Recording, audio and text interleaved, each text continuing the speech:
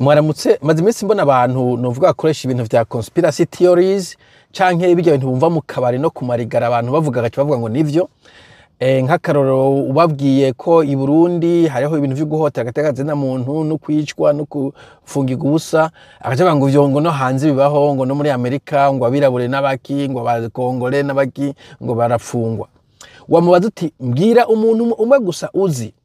mu myaka 10-20 iheze umuntu w'umurundi w'umunyarwanda w'umukongore uzi yahohotewe yapfunzwe yanyurujwe yatawe mu ruzi yishwe kubera ari umukongore w'umunyarwanda w'umurundi mu gihugu ca Australia, New Zealand, Canada, Etats-Unis, Belgique, France, England n'ahandi Norway muri yo mumbwire umwe gusa utije ndazi umuntu umwe vyashikiye ukabona hawatoye okay sirazima ngo wamenye mugabo makarorero ahantu wabonye mu makuru newspaper ikavuga uti uyu muntu vyabaye ntako mfise mama data ngo ayo madata ngo nayo mfise none udafise data udafise akarorero udafise ahantu wabisomye kuri newspaper ivyo uvuga bikuye ushaka tukubelieve gute donc iyo ujuza na theory il faut ko ufise amadone ukayisigura udashaka kuyisigura udashaka kuduha uburorero udashaka kutubwira aho wabikuye nta kuntu two kubelievinga kuko jemba uri nagaho gatoyi kama abantu bakeyi ugenje na Amerika ugenje na Europe ngana mugamba afite nguroro nka 10 no guha we ntuze karona kamubompa mu gihugu kingana nka Amerika kirimo miliyoni 30 z'abantu wumva ufise rezo yo kuja muri discussion bo hari n'uri tuza kuvugana mu ndwi heze yambwira ngo urabona ngo nino ngo hariko bisiga stop there uvuze ngo hari bikoresho n'ibiturire wo maze imyaka 20 ngaho wombwira umuntu umwe gusa umaze kuha igiturire wombwira umuntu umwe gusa amaze kwaka igiturire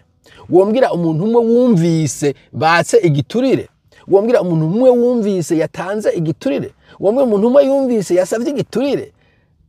nta numwe mfise ariko hando cyo kuronka karoro kamwe gusa mu myaka uhamaze 25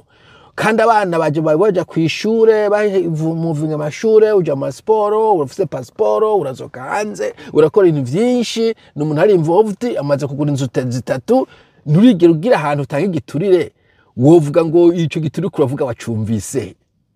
urumva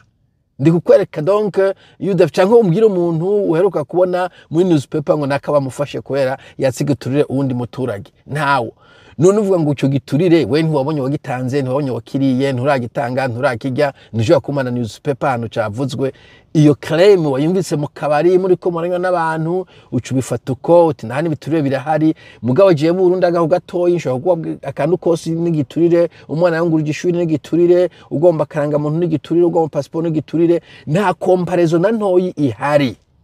okay kirazira gukompara ibintu bibiri ijoro n'umurango voilà